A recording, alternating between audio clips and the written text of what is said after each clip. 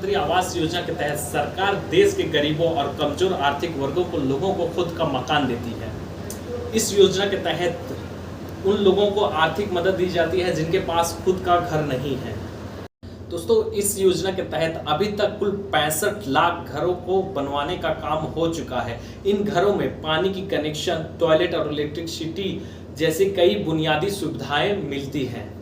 दोस्तों, अगर ये बात किया जाए कि कितने इनकम वाले ले सकते हैं इस स्कीम का फायदा, तो दोस्तों आवास योजना के बनाने के लिए सरकार ने 3 स्लैब बनाया है। दोस्तों, पहले कैटेगरी है उन लोगों को जिनका इनकम सालाना 3 लाख से कम है। दूसरी कैटेगरी दोस्तों उन लोगों की है जिनका इनकम 3 से 6 लाख के बीच में है। तीसरी कैटेगरी है दोस्तों उन लोगों का जिनका इनकम 6 से 12 लाख के बीच में। तो अगर ये बात किया जाए कि सरकार लोगों को पैसा कैसे देती है, तो दोस्तों सरकार ये पैसे को 3 किस्तों में देती है।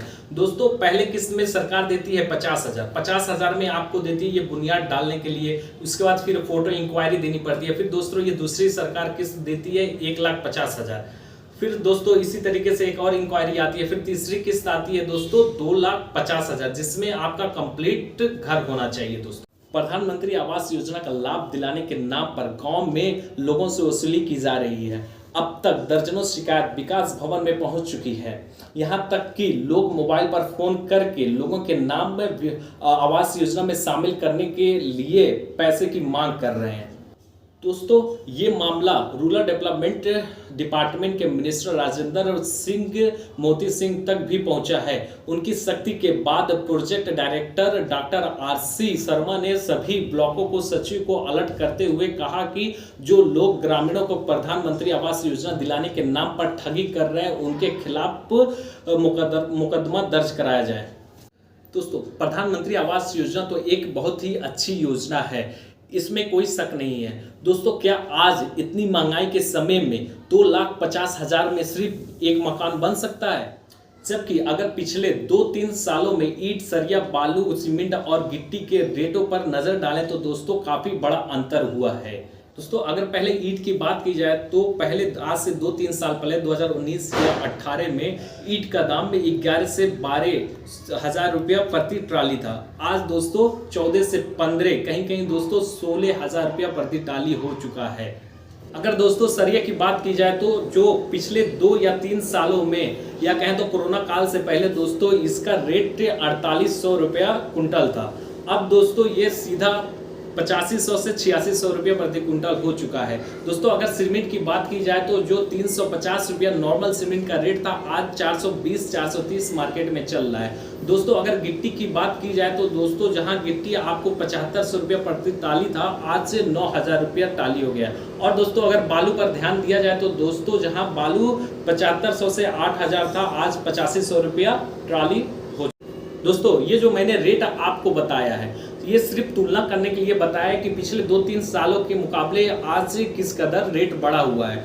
दोस्तों, फिर चाहे रीजन जो भी हो या फिर दोस्तों भारी टैक्स हो या फिर GST में बढ़ोतरी या फिर दोस्तों कहें तो पेट्रोल डीजल के दामों में बढ़ने की वजह से कारण जो भी हो अलग बात है कि क्यों रेट बढ़ा क्यों नहीं। तो इस पे ध्यान दिया जाए कि एक आम नागरिक के हिसाब से सोचा जाए कि पिछले 2-3 सालों में इस सालों में जिस कदर रेट बढ़ा हुआ है, क्या अब मुमकिन है 2,50,000 रुपये में एक नॉर्मल घर बनाना? दोस्तों, अगर सिर्फ 2 डिसमिल छत की ढलाई की बात करें तो दोस्तों सिर्फ 2 डिसमिल में यानी 870 स्क्वायर फुट में कितना खर्चा होगा मैं आपको ये आंकड़ा निकाल कर बता रहा हूं। दोस्तों, सिर्फ छत की अभी बता रहा हूं, फिर आगे मैं पूरा मैटर आपको समझाता हूं। इस तरीके से आप भी निकाल सकते हैं सबका कॉस्ट, जो सरिया का, गिट्टी का, सीमेंट का, बालू का। तो दोस्तों इसी तरीके से मैंने ये सॉल्व किया है। तो आज के रेट के हिसाब से देखा जाए तो सरिया का खर्चा हुआ 88,616 रुपया। अगर इसी तरीके से सबका हिसाब निकाला जाए तो जैसे मैंने सरिया का निकाला है, अब ये सीमेंट का होगा 37,035 रुपया।